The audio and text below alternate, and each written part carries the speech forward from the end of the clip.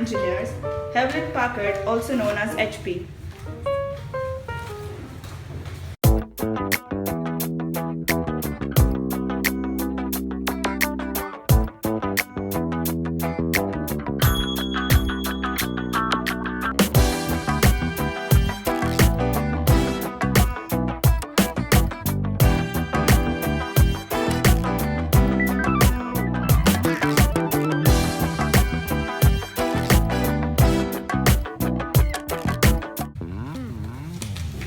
Now, American pioneer Steve Wozniak got himself a job where he could work on products for other engineers.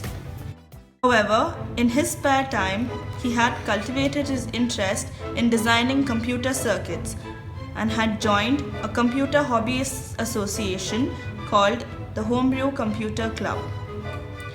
He worked long and hard and was impressed by Altair and the Microsoft Basic computers, but his drive to make something of his own overpowered him.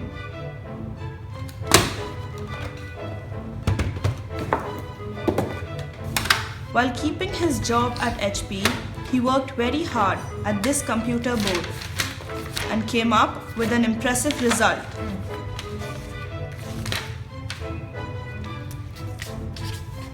A powerful computer which worked with a keyboard and screen, not one that flashed lights.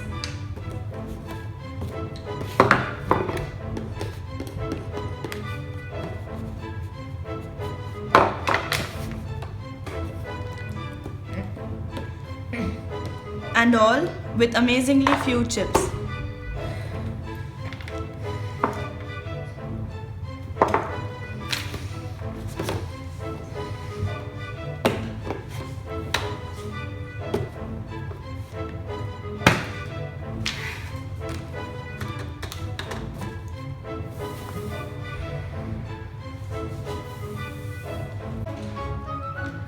Woz showed his computer design to his friend Steve Jobs.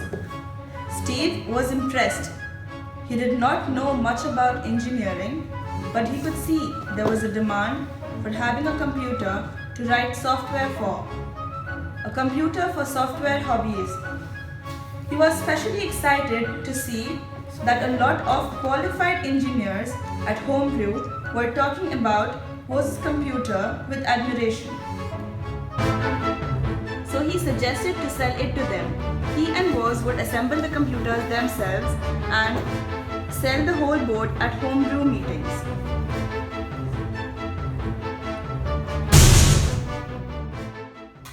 To get the necessary $1,000 to start building the first boards, Steve sold his Volkswagen van.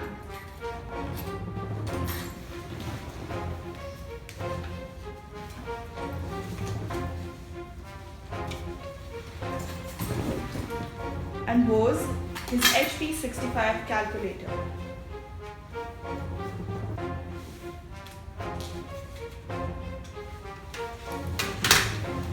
They thought about how to call the new company and couldn't come up with a good name.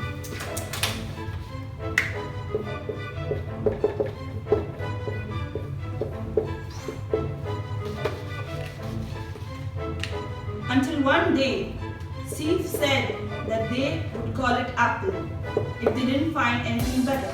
And they did. So Apple Computer was born.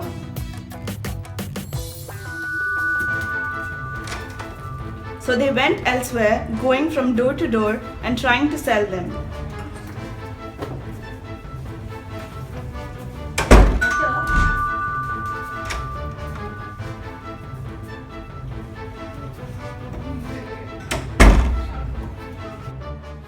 They sold a couple hundred this way. The price of it was $666. This was the start of Apple Computer. Steve and Woz had bought the other co-founder, Ron Wayne, out for $800 and incorporated the company on April 1st, 1976. By the next year, Woz completed making Apple II, a more refined version of Apple I. The new company got ready to show off their product at the West Coast Computer Fair, a conference held in San Francisco in April 1977. It was only a prototype, but the plastic case definitely made the Apple II look like a professional product. Apple Computer received 300 orders for the Apple II on the show alone, twice as much as the total number of Apple I's ever sold. But this was just the beginning. Although the duo were a bit too optimistic about Apple's growth rate, they were right that the company quickly became an American success story.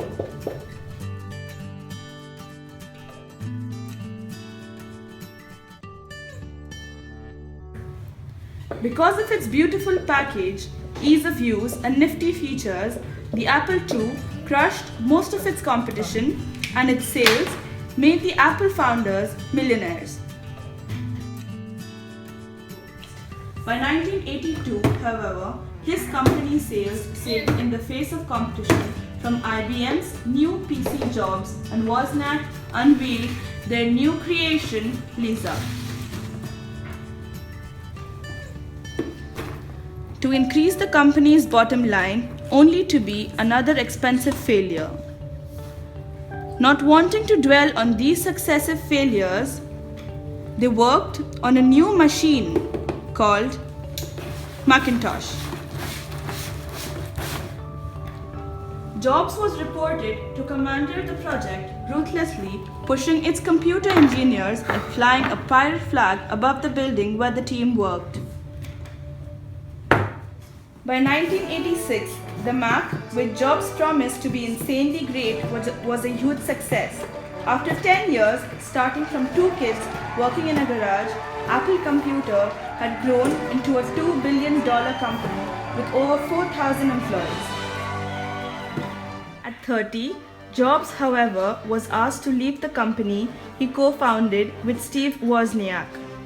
He left the company after losing a bitter battle over control with Apple's CEO, John Sculley. Apparently, both had different views of how the company should be handled, and in one meeting, Sculley had told security analysts that Jobs would have no role in the operations of the company, now or in the future. Jobs sold over $20 million of his Apple stock, feeling sad and lost, recalling his publicly heartbreaking episode. During the next 5 years, he started 2 companies, Next and Pixar. Next failed to impress, and Jobs had to pull the plug in 1993. Pixar, however, was a success story. The company produced the first computer-animated film, The Toy Story, and when Pixar's stock went public, Jobs became an instant billionaire. Meanwhile, his old company, Apple, was under immense pressure from rival Microsoft, and in 1996 posted billions of dollars in losses. In December 1996, Jobs convinced Apple to buy Next and make its software the foundation of the next generation Mac OS. The technology he developed at Next became the catalyst of Apple's comeback. Initially appointed as Apple's advisor, Steve Jobs was named Apple's interim CEO in 1997. Under his leadership, Apple returned to profitability and introduced innovations such as the iPod.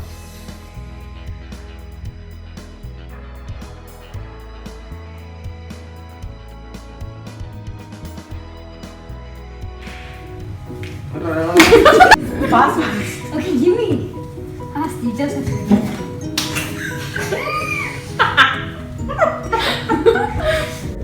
Darling, Steve Jobs is bonded.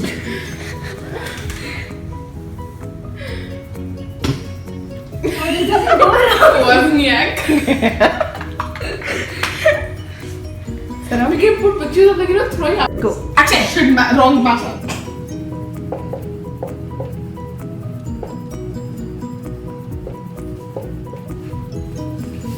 Take the Apple Instagram.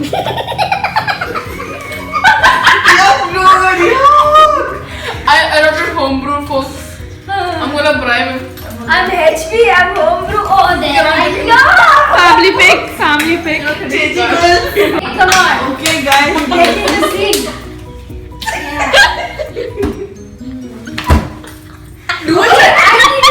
My bun is fancy, but look at it.